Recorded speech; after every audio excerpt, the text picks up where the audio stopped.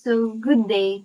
I am the fifth reporter of validity, which is about criterion-related validity. So, my intended learning outcomes is to know criterion-related validity, its characteristics, and the criterion. So, criterion-related validity, sinusuri nito kung gaano ka-accurate mag-measure ang test sa supposed outcome nitong ine-measure.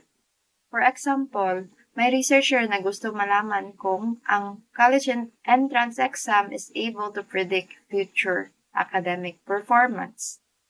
First semester GPA can serve as the criterion variable as it is an accepted measure of academic performance. The researcher can compare the college entrance exam scores of 100 students to their GPA after one semester in college. If the two scores of the two tests are close, then the college entrance exam has criterion validity. Kapag in agreement ang test sa criterion variable, may high criterion validity. Ito. So what is a criterion validity? Ipinapakita ng criterion validity kung gaano kataas ang correlation ng test to the established standard of comparison called criterion. A measurement instrument like a questionnaire has criterion validity if its results converge with those of some other accepted instrument, commonly called a gold standard. A gold standard or criterion variable measures the same conceptually relevant constructs, and conceptually relevant behavior or performance. Kapag mayroong gold standard, madali lang ang pag-evaluate ng criterion validity.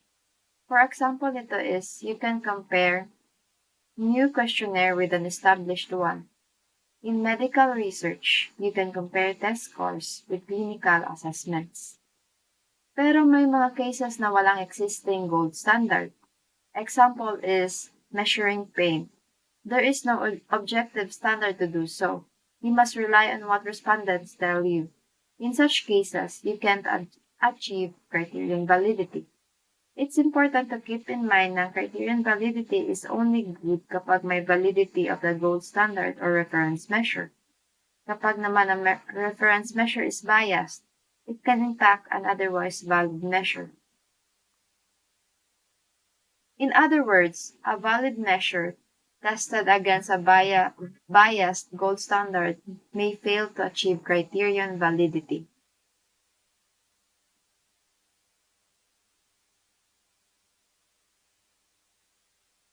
So, papasok na dito ang characteristics of a criterion. An adequate criterion is relevant, like dapat siyang applicable and appropriate sa gagamitin na test measure. Dapat din siyang valid, because if one test X is being used as the criterion to validate a second test Y, then evidence should exist that test X is valid. And ideally, a criterion is uncontaminated. May mangyayari na criterion contamination if the response measure or ang criterion ay na-impluwensyahan ng other factors na hindi naman related sa concept na iyong mini-measure. So, the predictor variable must not have any input in the criterion variable because that would automatically produce a positive association. Example nito is, even if the aptitude test score does not contribute to the GPA, stop making academic assessments should be kept in ignorance of a student's earlier score on the aptitude test. Test results should be treated as highly confidential. Otherwise, your reference data can become contaminated by, for example, halo effects. Kasi, maaapektuhan nito ang judgment ng staff na gumagawa ng academic assessments kapag maibiya siya sa previous score ng mga students sa kanilang aptitude test, although it doesn't contribute to the GPA. So, for the summary, Criterion is a standard against which a test or a test score is evaluated. Criterion-related validity evaluates how accurately a test measures the outcome it was designed to measure. Criterion validity shows you how well a test correlates with an established standard of comparison called a criterion. Characteristics of an adequate criterion should be relevant, valid, and uncontaminated. Criterion contamination is a situation in which a response measured the criterion is influenced by factors that are not related to the concept being measured. So that is all.